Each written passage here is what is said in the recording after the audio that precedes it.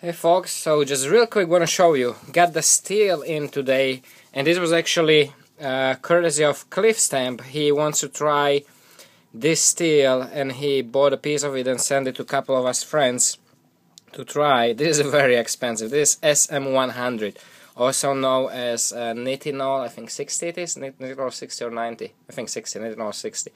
It's an alloy of titanium and other components. And it's supposed to be this crazy, you know, one of the best steels ever for the knives. It was actually developed for NASA for the bearings, you know, instead of using 440C in the bearings, ball bearings, they use this steel.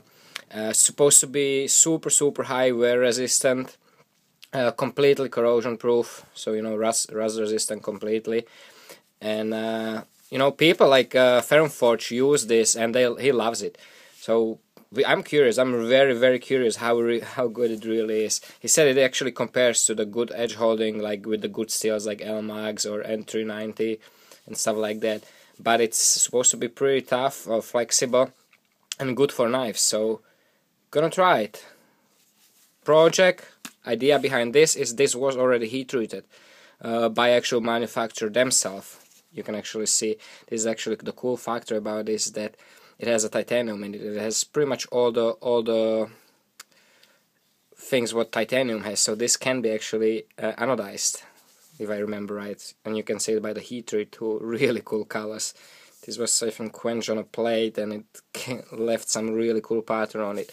So my idea behind this is a partial tank, because this was what you see is actually that was the steel from here to here on about 45-degree angle cut. So we get a little more extra out of it. So the idea behind this is to have a pretty decent knife, not just a small little neck knife. So you see, I'm gonna have about 4-inch blade, which is reasonable. You know, when you count the recast or something here, about 4 inches exactly.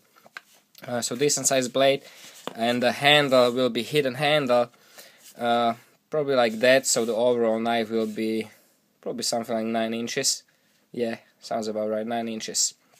Now the idea is, because you cannot drill through this since it's already heat treated, what I'm coming up with is 4 of these notches right here. You see, I just cut into them actually with the cutoff wheel, and this little stainless steel rod fits perfectly in them. So what I'm gonna do, I'm gonna sandwich it between the 2 pieces of this, sandwich it, epoxy it, put the pins in place. Those pins, those 4 pins, will pretty much guarantee that the blade is not going anywhere. Even if you really use it hard, it's not gonna go anywhere from. Even though the knife like this, you will be probably perfectly fine if you just really scratch this, use a good epoxy and scratch this really well. But I want to do those 4 pins. It's always fun to try new things.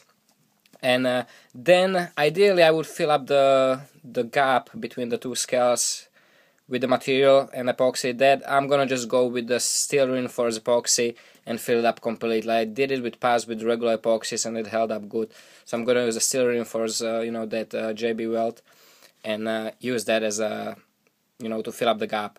You know, the most of this actually the bag will, I'll see, actually yeah, it will be covered, so the tank will probably end somewhere here, and then this will be filled with epoxy to the whatever the final handle shape will be. So guys, I'll keep you updated how the project is going along, and then I cannot wait to test this one. I had a pretty good time testing the S125 and finally today, so cannot wait to see what this steel can do.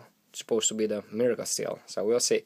Guys, thanks for watching, take care, stay safe, and remember, don't cut yourself.